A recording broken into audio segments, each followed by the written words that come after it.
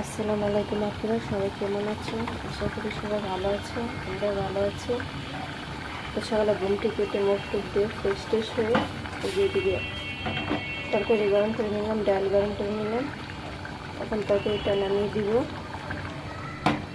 নামিয়ে এটার মধ্যে তাওয়া বসিয়ে দিব। রুটি সেঁকে নিব আর এদিকে পানিটা ঝকটক মেজে পানি ভরে নিব। তো তাওয়াটা বসানো থাক আর আমি যে তরকারিটা গরম করে নিয়েছি, এদিকে চা পানি বসিয়ে দিয়েছি।